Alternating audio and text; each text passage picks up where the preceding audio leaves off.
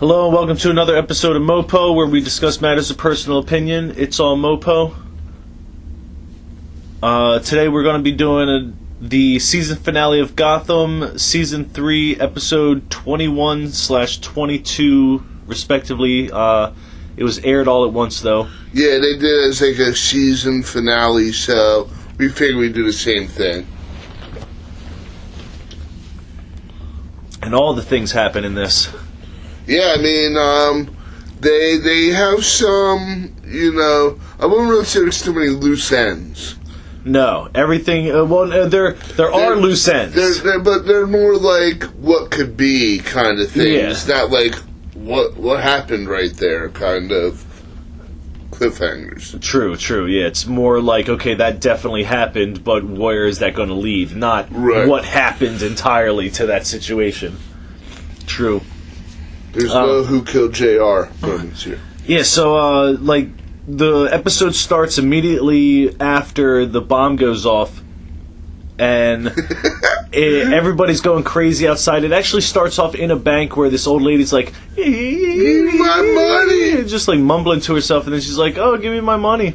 Yeah. And then hands the card over, and they're like, oh, this account was closed because you didn't have any money in it, and blah blah blah, and then she's like about her son. Yeah, and then she pulls out a gun and starts shooting. Her eyes are all crazy.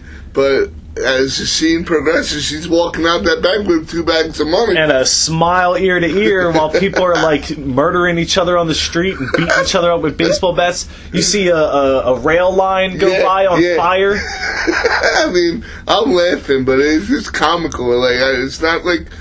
I don't necessarily think it's supposed to be a funny situation that the whole city is basically on fire. Literally. And it's wild too, because as the episode progresses, it looks like the city is getting worse and worse. They'll show full pullback shots of the skyline and just smoke and flames and stuff.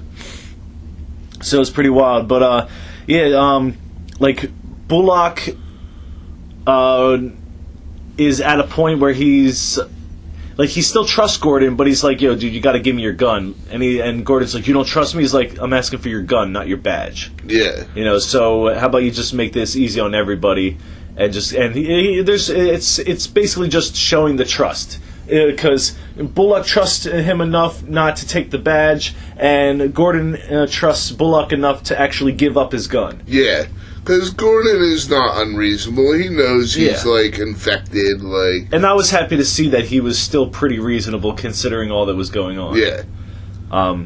But yeah, so it's you got Bruce in custody. Alfred's trying to, remind him of, what's real, because he's, the revenge wasn't real, what's real is the love that he had from his parents, the love he had from Alfred. They got this kid so twisted up that they have him, using hatred, as a weapon. And it's dude, you live like that, you're gonna die like that, too. You can't, harbor on the bad. You gotta look at the good in life. But like Alfred said, it's you can't have the good without the bad. So just smashing out the bad entirely, that's no life. You're just going to be some sort of drone or somebody's puppet,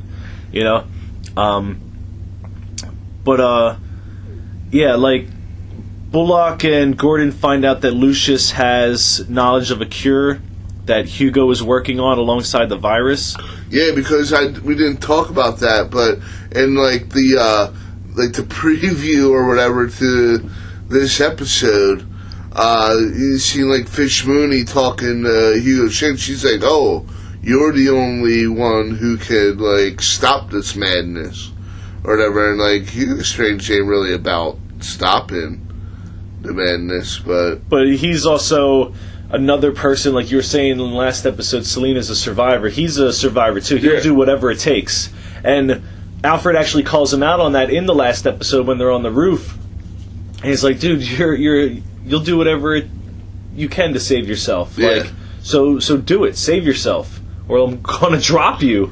And he's just like, "Oh, I have no insurance." But that's neither here nor there. We know what happened. Right. But it is funny how you have these different characteristics of people.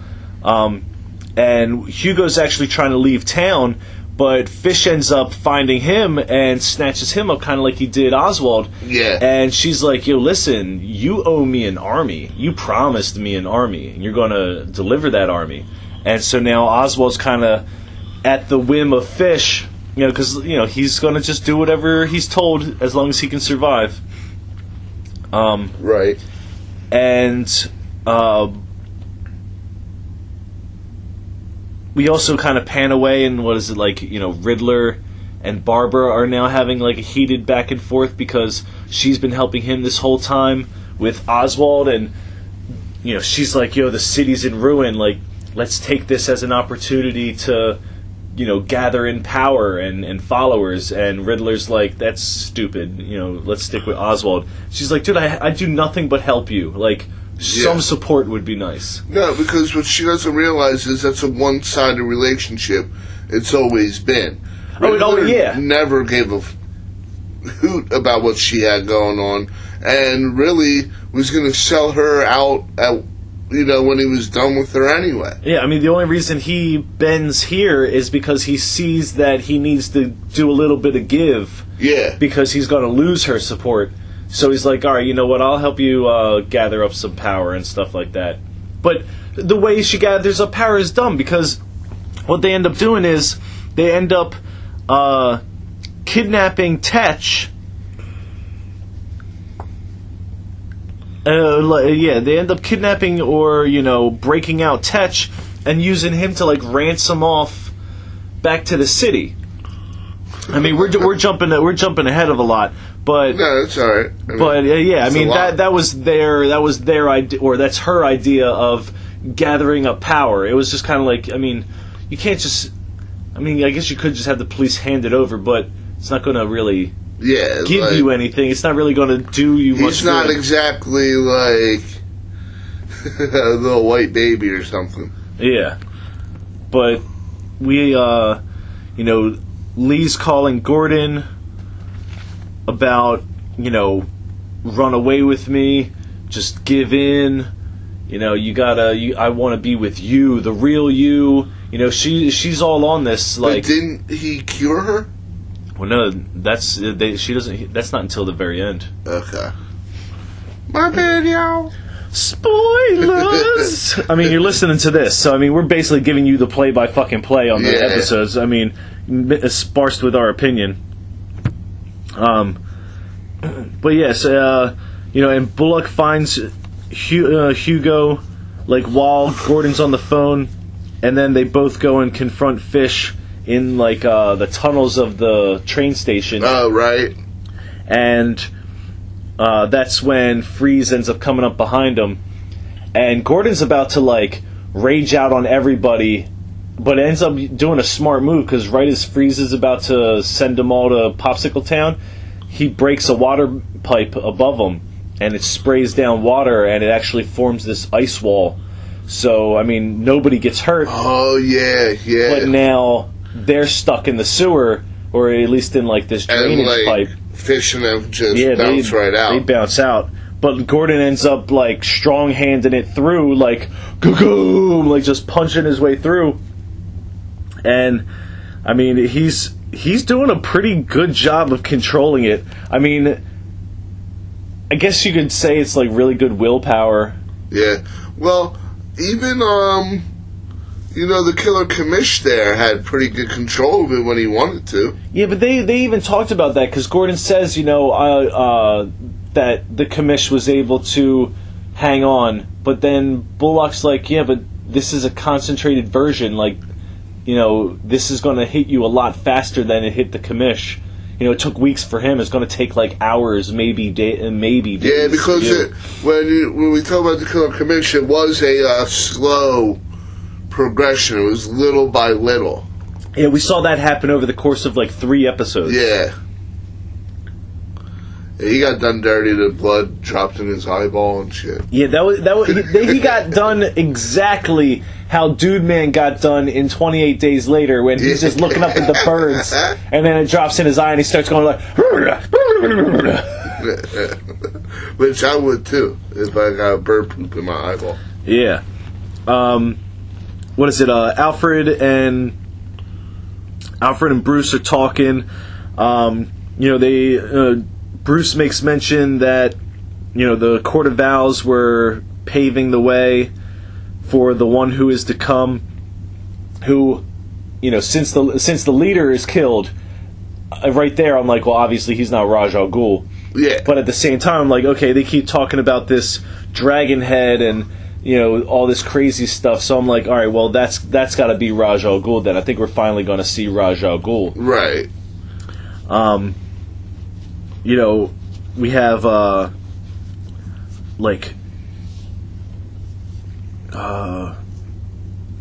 they take us back to where Hugo is being held by Fish, and Firefly and Freeze are going back and forth as to torturing him. Oh, I want to burn him. Oh, I want to freeze him. Oh no, I want to burn him. And it's just like, oh, I bet let me just burn a little bit of him. And it's like, you can't do that. You'll be making a mess. And she's like, this burner is a scalpel in my hand. And then they both so Freeze offers up the challenge. All right, we'll both go after his foot. Whoever goes over the ankle loses. So one's gonna flame the foot, one's gonna freeze the foot, and if anybody damages above the ankle, they're the loser. And Hugo's just like, no. And then the person who stops him is Penguin. Yeah. And he's like, oh, hey. And they're like, oh, hey, what's going on? And he's like, yo, I'm going to need, the information on that cure and stuff. And he's like, nah, I'm good. If I tell you, that's all I got. And he's like, oh, that's cool. And then he tells this story to Firefly and Freeze about this machine that Hugo would hook him up to that would make it feel like his entire face was being pulled back so that hot lava could be poured directly into his skull. And Hugo's like, oh, that wasn't, that bad. It was, in a controlled environment, blah, blah, blah. And, Oswald's not having it. He's like, oh, yeah, well, hey, man, I got it right here. And then Hugo's tune changes immediately. He's like, oh, crap. So, I'll tell you exactly where everything is. And Oswald's like, oh, yeah, I know. And then flips the switch anyway, and you just see, kind of trippy psychedelic effects a little bit, I guess, of him just kind of being brain melted. Right. And then it kind of just pans away. So you think he brain melted? No, well, no, I think he just tortured him. Oswald, if Oswald came out of it. Yeah, Oswald came out of it, and we see Hugo later on in the episode, so we know everything's okay. And he doesn't seem too damaged. He just seems a little bit more meek, right, than usual. Like we said, Gordon punches out of that ice wall, and then they bring us back to the police station, and there's just this cop hanging over, and he's just like, leave me alone, leave me alone. This other cop's like, come on, man, we gotta go solve crime and stuff. We're police officers.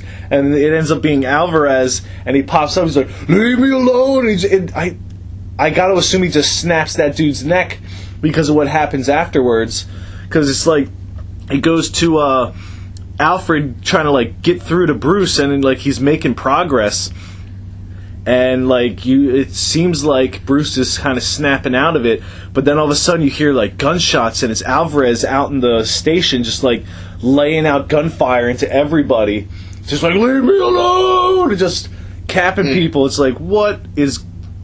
And then you have Alfred and Lucius actually subdue him. Lucius actually saves Alfred. I think he shoots Alvarez when Alvarez is about to get Alfred. Right.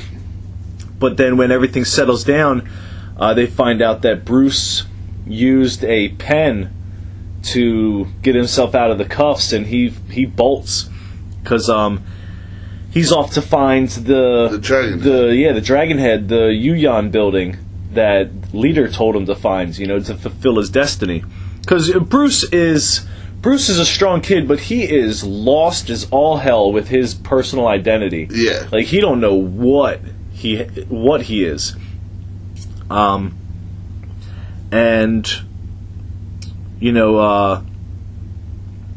Intermittently, Lee pays a visit to Butch and Tabitha just to be I'm gonna rip Barbara's head off from her shoulders. Yeah, she's all you tell her next time I see her, I'm gonna rip her head off her shoulders or something crazy like that. But that's only after like Butch tries to grip her up, and she just lays him out flat.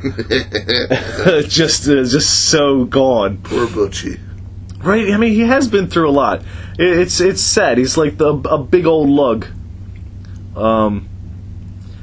But yeah, so like Bruce is walking the streets. Lucius and Alfred are kind of like following close behind.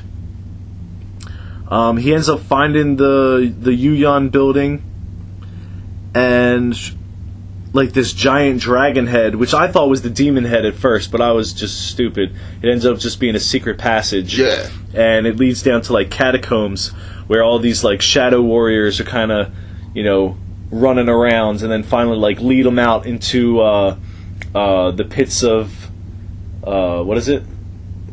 The Lazarus pit? Lazarus, yeah. Lazarus? The Lazarus pit. Yeah, because I don't really think he says anything. He just tells Bruce, don't touch the water.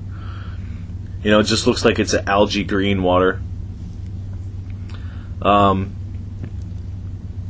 is it? And also, like, at the same time, Hugo hands over the cure to Fish, right? But then the League of Shadows, which at this point, that's who I'm assuming these people are. Right. The League of Shadows, we haven't had any confirmation on who these people are at all, but I mean, just educated guess. The League of Shadows come in, and they want the cure too, right? So they start fighting Fish, Firefly, and Freeze, and a handful of goons that Fish brought. And the League of Shadows is messing people up. But then Gordon and Bullock get there, like, right in the middle of the fight, and Gordon rages out and kills so many Shadow Warriors. Just kills them all. Like, in some, like, John Woo type style stuff. And, like, in motion, like, ends up throwing this sword right into Fish's gut. Like, I don't even think on purpose. I think it's just kind of like, that's why I said in motion. It was just kind of like, just happened. Yeah. And it even caused Gordon to stop, and Fish just kind of dies. But not just kind of dies. I mean, she basically goes out, and what is it? She says to Oswald, that she knows she's going to die, but she's like, yo, make this city yours or burn it to the ground. And then when Gordon stabs Fish drops the cure. So now all the cures are destroyed, and they go to Hugo and they're like, yo, can you make more? And he's like, yeah, of course, but I just need one thing. And that's like the very next scene is when they Butch and Barbara and Riddler and Tabitha kidnap Tetch. So it's kind of like implied that what they need is Tetch. And then that's why it makes the ransom that much more viable. Because you have to assume that they must have heard something. Like, why just go after Tetch? Yeah. So I mean, like they got their finger on the pulse of the underground. Yeah. So like, while Bruce is in the catacombs, talking to the demon head Ra's al Ghul, and he's like, I've lived for so many years. It's like, dude, 50 ain't that old. All right, calm down. You're being dramatic. But like, he's implying he's been alive forever. He's just like, I've been alive for so long. And Shadow Warriors bring in Alfred as a way to test Bruce. Basically, like, yo, show your loyalty. Like, you didn't push that button. Which I'm like, nobody was there but Alfred, Bruce, and the leader. How does this guy know that Bruce didn't push that plunger down? Right. And that leader stepped in and just smashed it real quick? Because leader ain't really dead. Oh, man, would that be crazy if leader ain't really dead? Or if, like, the Shadow Warriors got there before, like, the rest of the police and, like, healed him up? That'd be crazy. I didn't even think about that. That's what I thought immediately when they shot him. Or, when Alfred shot him. I'm like, he ain't really dead. Nobody dies on this show. Right, but I didn't think once I realized that he wasn't Ra's al Ghul, I was just like, he's not all right, that yeah, important. he's not that important. Just kill him. Yeah. But yeah, you raised a very good point. But yeah, so to prove Bruce's determination and worthiness and that he is willing to continue, he's got to kill Alfred. And I'm thinking, like, how are they going to do this? There's no way he can kill Alfred. And then he takes that sword and goes bleh, right into his chest. But not before Alfred does this whole touching, like, when your parents brought you home and they gave you to me and then they said, take care of the boy. And I was like, I'll take care of him. And that's when I decided, like, I do anything for you. He got this harsh Irish accent all of a sudden. Yeah, he's like, I'll do anything for you. Take care of the boy with all me bleeding heart. Right? And he's just like, yeah, so Master Bruce, if this is what you got to do, then, I'm willing to accept my fate if that's going to help you. And Bruce because and he's like, sounds good to me. Don't tell me twice. And it was like the second he plunged that sword into him, like he started like snapping out of it. And then he's just like, no, Alfred, who did this to you? It's like, you did it, Bruce. Stupid. I don't think he actually said who did this, but it was just kind of like funny. And then Ra's al Ghul is all like, yeah, wow, you snapped out of the conditioning. You're stronger than I thought. You will make a really good heir. And then he's just like, you know what, boy? Pour the water on him, and, I'll be in touch. Bruce obviously tries to fight him, but he ghosts out. Yeah. All he leaves is like a Doctor Strange robe. And I'm not talking about the Hugo Strange robe, Doctor. Yeah. I'm talking about, like, Marvel. Different universe entirely. That's the Doctor's robe there. But yeah, it was wild because he like pours the water on his... I'm thinking he's going to give him the water to drink. To drink it. And he pours the water on his chest like he was baby Indiana Jones pouring it on his Diddy's chest in The Last Crusade, where he's just like, walking back out after defeating that old knight, and he's just like pouring the water on it, and it just bubbles up like peroxide, and then the bullet holes just go away. Right. That's what I pictured when they did that. I'm like, you did something similar. Did y'all pay George Lucas, sir? And that was kind of like the halfway point. There were like quote unquote credits, but they didn't like reopen everything not in the version that I saw. Yeah. So, but you got like Barbara and Riddler. They're ransoming Tetch they're ransoming the city for Tetch. They don't want to play ball. They're asking for too much. So like Gordon decides, hey, Oswald is on this list. So why don't I just call the Riddler right up and just offer him Oswald and screw Barbara's demands? And that was exactly what he needed to do. Because like you said, Riddler, it's a one-sided relationship with Barbara. The second Gordon said, I got Oswald, Oswald bounced out and was like, all right, fine, we'll do this. Like, because he's so blind by his revenge. Right. So Barbara finds out, reams the hell out of Tabitha and Butch. And then they end up actually getting there right as they're about to make the exchange, Tetch for Oswald. Right. And Oswald's having no part of it. Like, he's super pissed off. He manages to negotiate himself out of cuffs for the exchange. And right as Barbara, Tabitha, and Butch show up, Riddler grabs a grenade that he had around Tetch's neck and throws it at them. And that causes enough of a scuffle for Oswald to bounce. And as Oswald bounces, Riddler just forgets everything and then just hightails it after Oswald. Right. And leaves Gordon and Bullock to grab up Tetch. So now it's like Bullock, Tetch, and Gordon versus Barbara, Tabitha, and Butch. Tetch is fighting with... Well, no, he's with Gordon and yeah. But I'm saying it's kind of like a 3-on-3, like, if you want to call it that.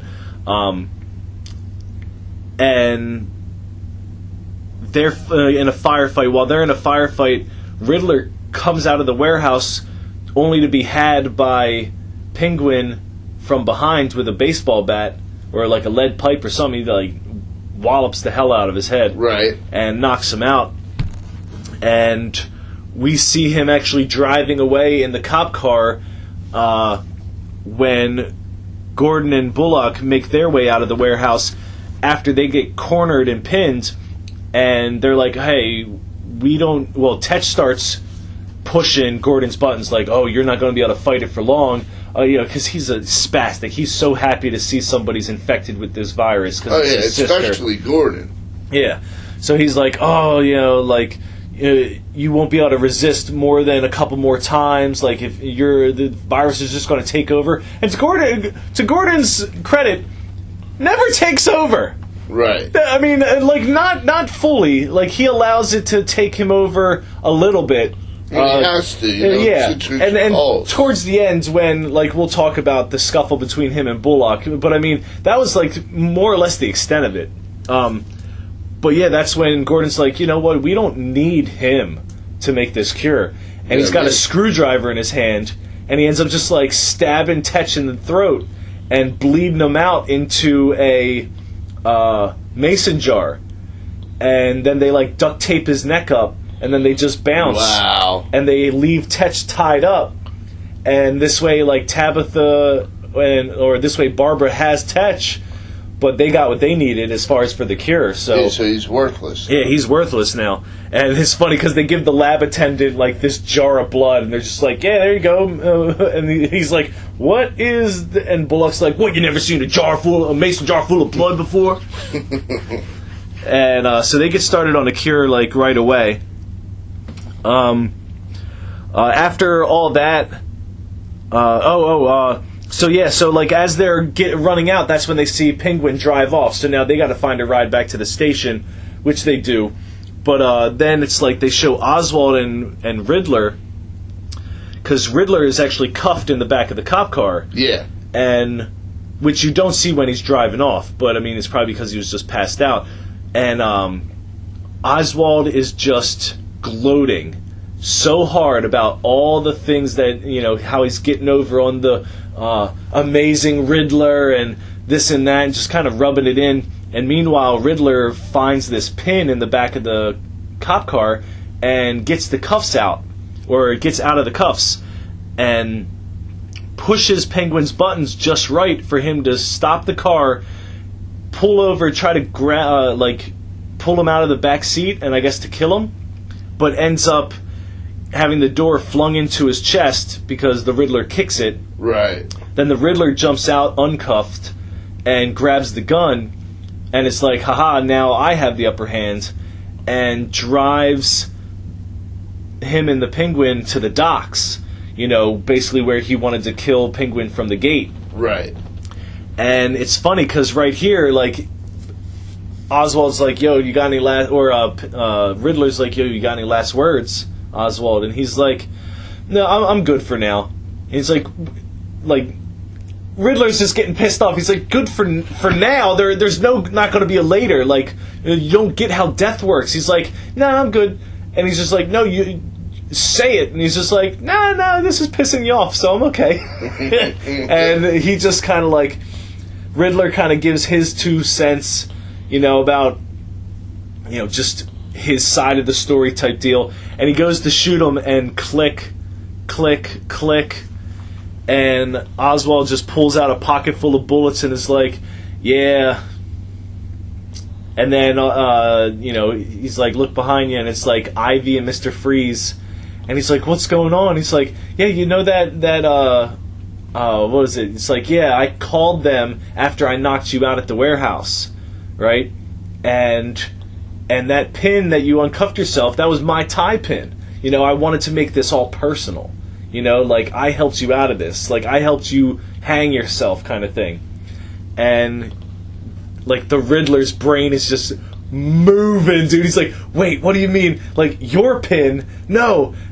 Called them after you knocked me out, but how did you know I was going to drive you here? And he's just like, you know what? Because you mock me because I let my emotions rule me, but you let your OCD and your inability to, like the fact that he's always got to tie things up in a nice little bow, and everything's got to be, enacted exactly. So he's just like, I knew you were going to bring me here. And then he's just like, get him. And then Mr. Freeze just freezes the hell out of him. And you're like, oh, Riddler's dead. But, I mean, probably not. He's just a popsicle. He's frozen. Yeah, he's frozen. I mean, in our world, he wouldn't survive. He'd be dead, right. But in this, he's somehow going to be alive. I mean, he's going to pull some David Blaine stuff.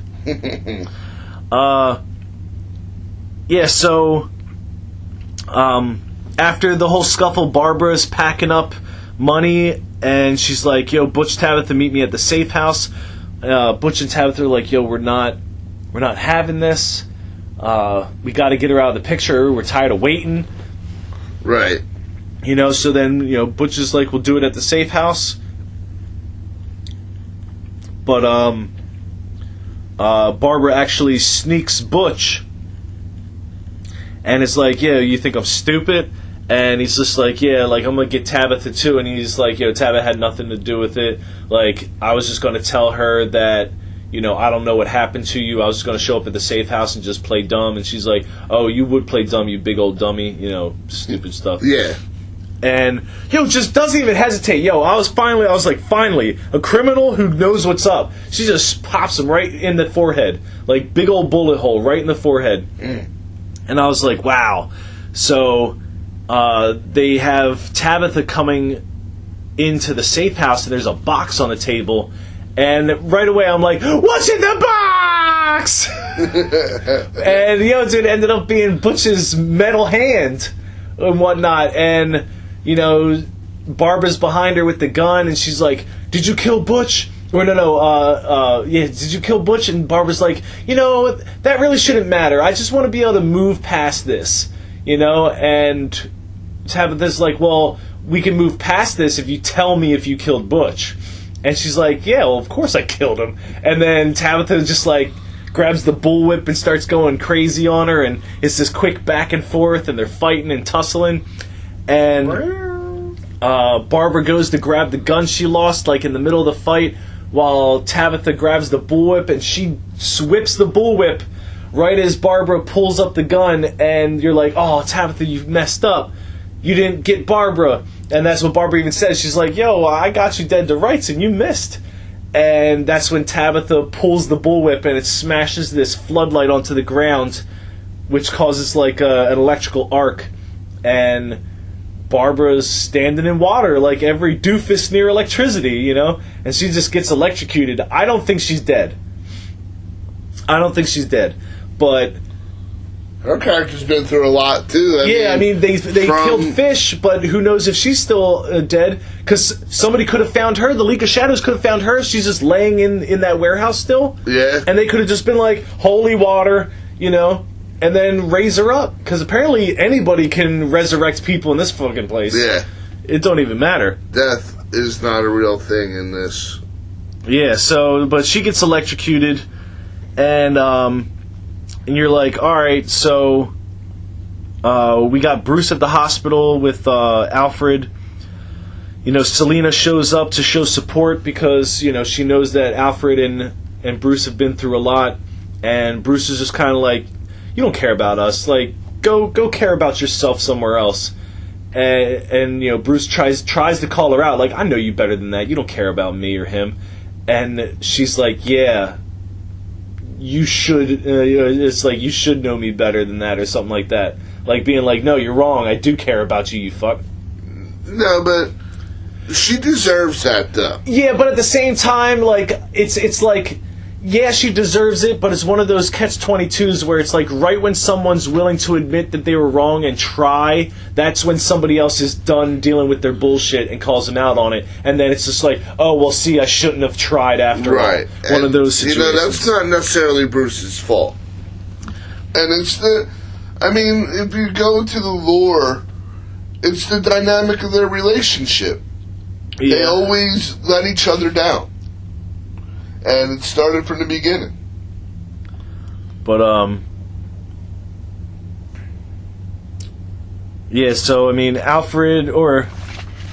Oh, well, yeah, I might as well mention this part first. So they managed to get one cure ready. One shot. One dose. And they bring Gordon into the lab, and they're like, all right, man, just sit down. And he's just like, no, just give it to me. I'm going to give it to Lee, or I need 2. They're like, we don't got 2. Like, give us 2 hours, and we got 2. Yeah. You know, we'll have a whole bunch more in 2 hours. But right now, you take this. And he just kind of, like, strong arms Bullock and the lab guy and locks them in and takes the cure and just runs off to find Lee, who's at her house waiting. She's like, I don't like being left waiting. And, you know, Gordon goes in for, like, the loving embrace and tries to hit her in the neck with the cure, but he's way too slow because Barbara just grabs that, throws it on the ground, and smashes it, and then they just have, like, a hookup fest. They're like, oh, you know what, you're right. Bah! Tongues everywhere. And we end up seeing them sneaking onto a train platform because they're basically letting people on trains to evacuate the city, but they got to get checked to make sure they don't have the virus. And these two just bully their way through a side gate, and as they're walking on the train, Bullock is running up on them on the platform. Lee's like, yo, handle this and I'll meet you on the train. And Gordon gives it to Bullock, man. He throws him back and forth from, like, train car to train car, like, on the platform, you know, like... Yeah, just like, goom, goom. And Gordon's all like, no, this isn't who you are. And he's like, you don't know me. He's like, no, I do know you. You mean Bullock is like... Oh, yeah, Bullock is like, yo, this isn't who you are. And Gordon's like, you don't know me. He's like, I do know you. And he, like, shows him his badge. He's like, this is you. And, like, Gordon kind of starts to snap out of it and, like, punches the train car, like, 2 times right next to Bullock's head. And like, he, like, gives Gordon the badge and is like, you know, love you, man, like, don't kill me and shit. And he ends up taking the badge and he just kind of walks away, you know, leaving, kind of being like, listen, I beat you up, stop following me. But as he gets on the train, as Gordon gets on the train, he realizes that there's actually 2 cures attached to the back of the badge. And then, you know, Gordon starts snapping out of it a little bit more, and Lee is not paying attention because she's trying to find the train tickets for the conductor who just came by. And as that's happening, you know, he goes in for the embrace, and he's a little bit more slick this time with it, and he nabs her in the neck with the cure. And then, you know, she kind of passes out, and he sits down next to her and, like, locks fingers with her and then hits himself with it. And I don't know if they ever ended up leaving the city and they just took a train back into the city. I don't know, or if they're just like, hey, we got 2 people, like, passed out on the train. Like, can somebody come get these people? Yeah, a couple of drunks. Yeah, like, they don't really explain that because, like, later on we find out that Lee leaves the city. She leaves Gotham, but it's like, what happened on the train? Gordon stays. Yeah, I mean, like, Gordon definitely stays, but I don't know how they get out of the train part, you know? It's just something that just didn't need to be. Yeah, I guess or maybe they'll come back to it, you know. Yeah, I guess they figured that it'll just. Well, yeah, I don't know, but yeah. So then you have, like, Alfred waking up, and, like, in the background the TV's talking about how people are being cured, and they have like a 90% success rate for the cure or something like that. So I guess that's leaving, like, the 10% for. That's leaving the 10% for, like, I guess any other super criminals, villains. They might want to exactly. That's what I was thinking, or just, like, regular baddies, you know, just generic baddies for, generic baddies for baby Batman to take care of. Which, I mean, we're about to get into that because we're getting close to the end of this episode. But you know, Bruce is basically just saying how he's confused. And, you know, he wants to find his way. He wants to find what he cares about. You know, like Alfred knows what he cares about, which is him. You know, which is Bruce. Right. So he's just like, you know, I need to find my way. And you know, and it's just like a bunch of characters trying to find their way because Selina's trying to find her way too. Like, she ends up going up to Tabitha, and she's like, "Hey, where's Barbara?" And Tabitha's like, she's gone. Like, she ain't coming back neither. Like, what's up? And, you know, Selena's like, well, I mean, I'm tired of surviving. You know, I wanna move up. I wanna become something. You know, I wanna find who I am, kind of thing. And Tabitha's just like, how about you grip up that whip? And she puts like this bottle on the counter, and, you know, first try, whoosh, smashes that thing to pieces. And Tabitha's all like, ooh, natural. You know, the look on her face was like, oh, she's better than me. What the fuck? Right. And then you have Oswald kind of coming into his own, where he's with Ivy, and they're talking about the new logo or the new emblem for the Iceberg Lounge. And Ivy's all like, oh, I get it, because you're the Penguin, you know? And he's like, well, damn it, yeah, I mean, that's not what I was going for, but yeah, I guess that's the connection there. I was going more for this popsicle of a statue I have here of the Riddler. And then it kind of pans to the Riddler, like, all encased in ice, because Penguin wants to use him as the centerpiece. And then it goes to Butch, and he's in a hospital hooked up to machines, and you're like, and he's got a bandage over his head where the bullet went in, and the doctor goes, well, who's this guy's name? And it's like, oh, his name's like Butch Valentine or something like that, whatever his name is, last name is.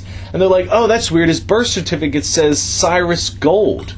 Oh, and shit. I'm like, Cyrus Gold? And I wasn't sure, but I had to double check with Dave, and I'm like, dude, Cyrus Gold, like, who am I thinking of? And he's just like, dude, Solomon Grundy. I'm like, oh my god! Oh man, like, I was not expecting to see him in this series. Okay.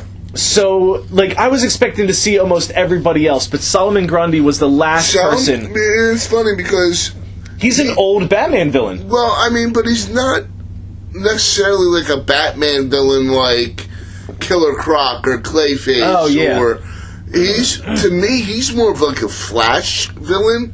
Really? But, you know, I mean, they're all interchangeable. You know, yeah, I mean, and still, it's still cool to see him. It's just some more character building. It's just like more things to look forward to. So I was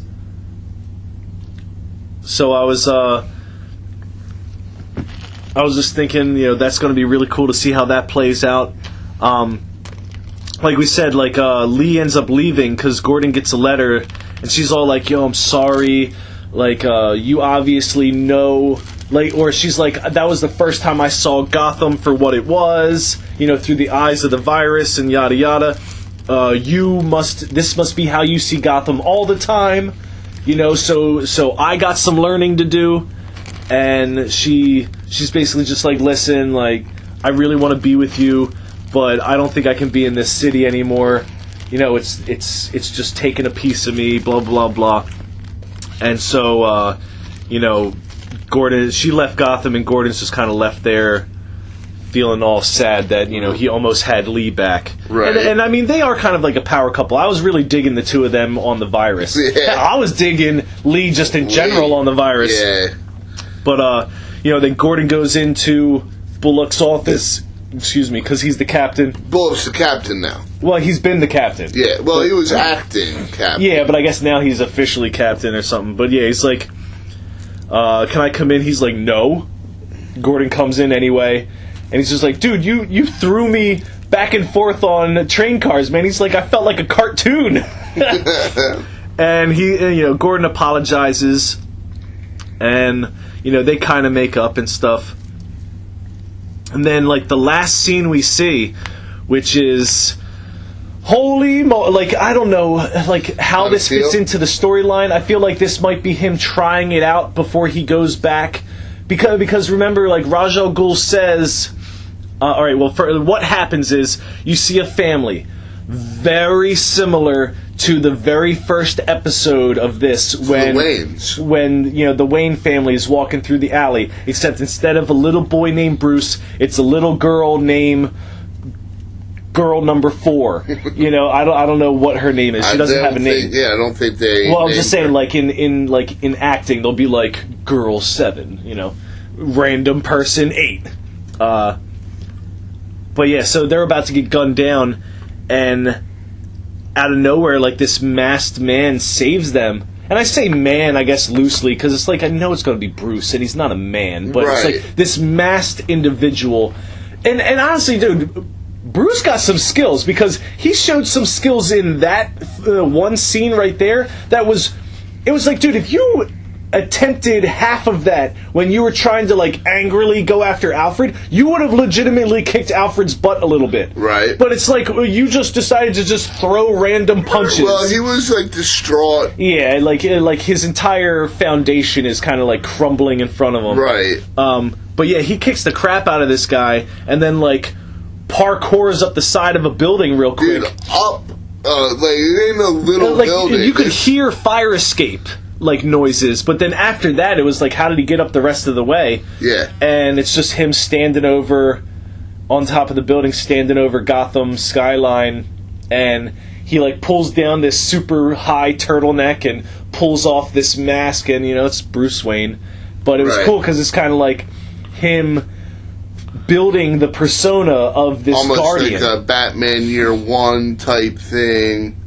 Well, that's the thing I don't know. Is this Batman Year One, or is this still... I think it's something completely new. That's what I think, because I don't think... I feel like this is him finding what he wants to do with his life as far as a Guardian of Gotham, and then Ra's al Ghul is going to be like, hey, I see you've been doing this, you're doing this on your own, you're doing really good, let me help finish your training, and then Bruce is kind of like, yeah, that's a great idea, but now that he's got the wits about him, he can do it mischievously and be like, oh yeah, help train me so I can be your successor, but really I just want the training for free so I can go back out here and start kicking some real major butt. It reminds me of, like, Spider-Man, honestly. Like, he's a younger kid. It's like Spider-Man before he gets the spider suit. Like, okay. He goes out there vigilante style. He's like a kid. In the hoodie and the... Yeah, so they're making a much younger Batman, is what I'm thinking here.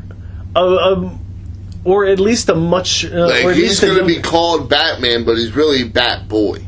Like, where Spider-Man is Spider-Man, but he's really a high school kid. True. Okay, I see where you're going with that. But now, still, though, he still has to train with Ra's al Ghul. And I always assume I'm not saying that's not going to happen. I'm just saying that he's already progressed. Oh, he's progressed leaps and bounds. To, way farther than we thought he would be at this point. But that's what I'm thinking. He might do this, like, vigilante stuff for maybe...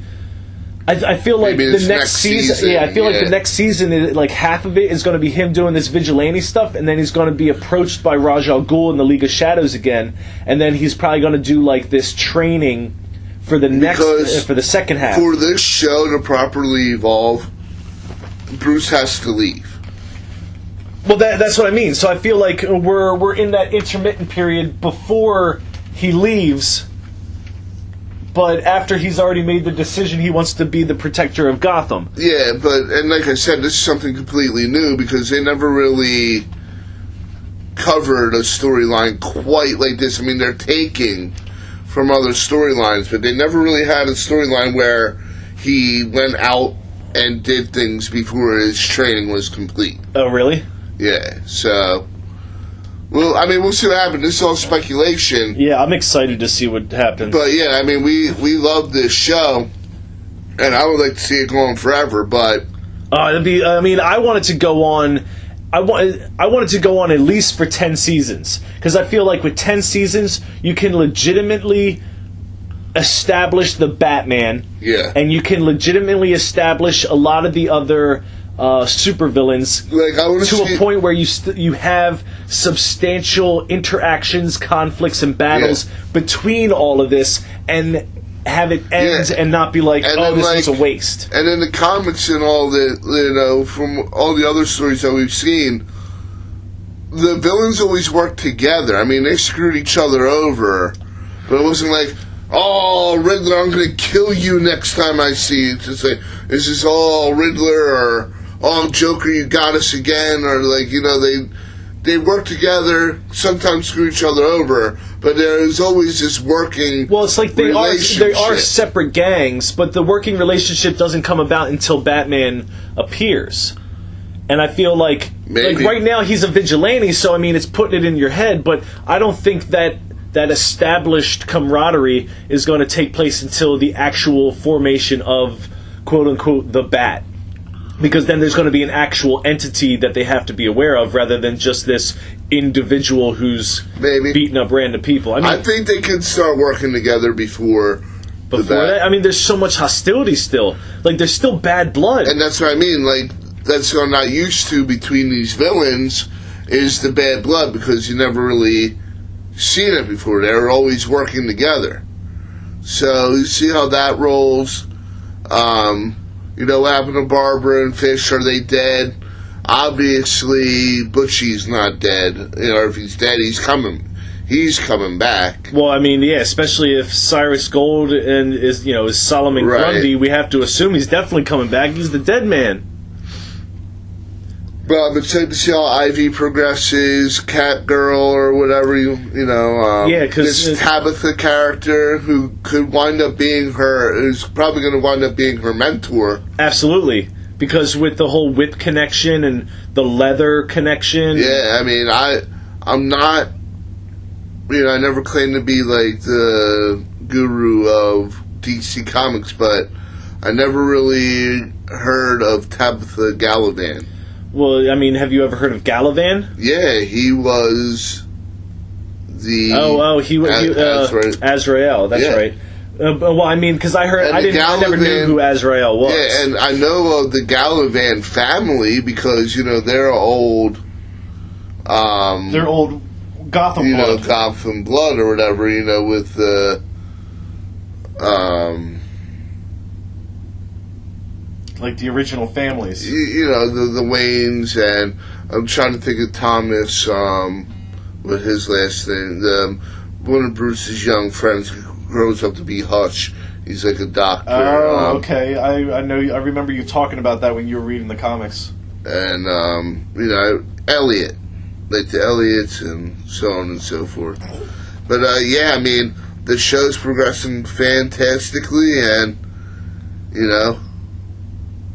I'm excited to see what happens. What parts really excited you? What parts, do you think they're moving too fast? Do you think they got a nice pace going?